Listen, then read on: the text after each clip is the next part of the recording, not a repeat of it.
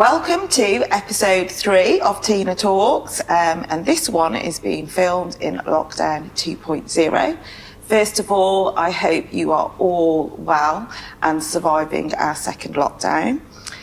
Secondly, thank you very much for those that have emailed tinatalks@righthassle.co.uk. Keep those questions coming. I'm really pleased that I am receiving emails and we are picking our questions for our Tina Talks every single month.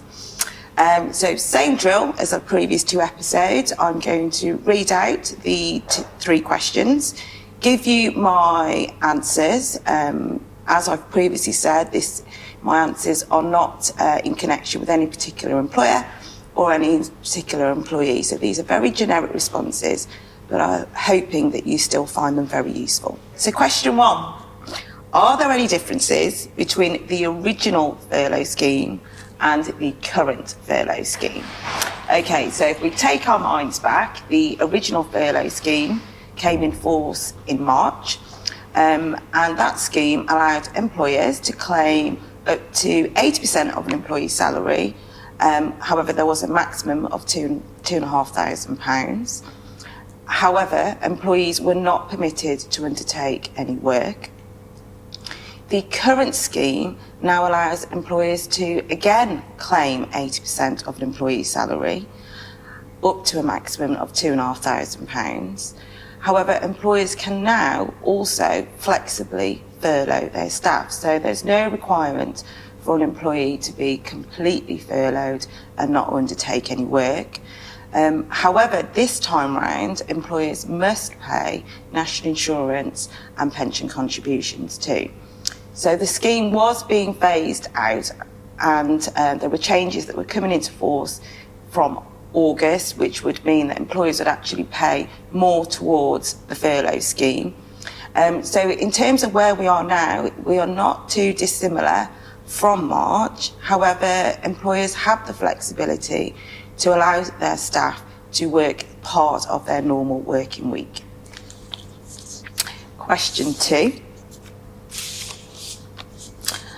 I have an employee I need to make redundant, but I want to make sure we part on good terms. Have I got any advice? Okay, so the redundancy process is always going to be a process which is difficult for employer and employee. What is absolutely key in any redundancy process is that the employer is transparent and the employer follows a fair process. And that really means making sure that you identify your legitimate business reason as to why you need to consider making redundancies, that you place employees at risk of redundancy, that you give them the opportunity to attend meaningful consultations and come up with any suggestions potentially to avoid their redundancy. Following a fair process will almost certainly limit the risk of any claim. However, it won't always soften the blow for an employee.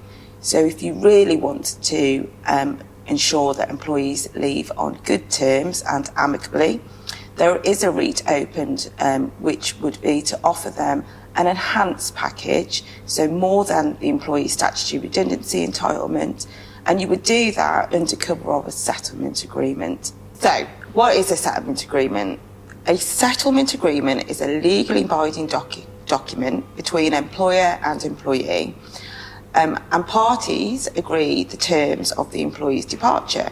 And that will include, for example, a reference or an announcement, and it will also include the employee waiving their ability to pursue tribunal claims. So it's a really good incentive for an employer because they know immediately upon signing and the document becoming binding that employees can't present claims. And employees like settlement agreements because they almost certainly receive more than their statutory entitlements. Question 3. Can I be dismissed while on long-term sickness absent leave? Okay guys, so in a nutshell, you can be dismissed. However, it's not as straightforward a process for employers to follow.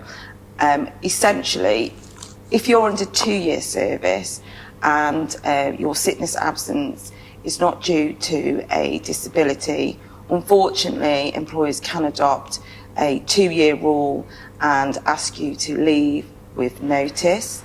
However, if you do have over 2-year service, then employers need to understand your medical condition, and that means getting in touch with occupational health, obtaining GP medical reports, and also engaging in meaningful consultation.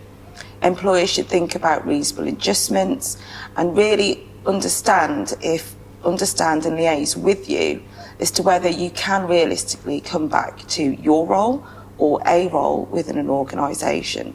Unfortunately, there will be situations where a report will say that an employee is unlikely to return either to their substantive role or be in a position to work at all in the long-term future, and employers therefore have to then take the difficult decision to terminate an employee's employment. However, if an employee is terminated due to long-term sickness absence, employees are entitled to their contractual notice pay and accrued but unused holiday pay too. Thanks all today for listening to my episode 3 of Tina Talks. I will be back next month, December, for my Christmas special. Not quite sure what that's going to look like yet, but keep your questions coming. Stay safe. Speak to you all soon.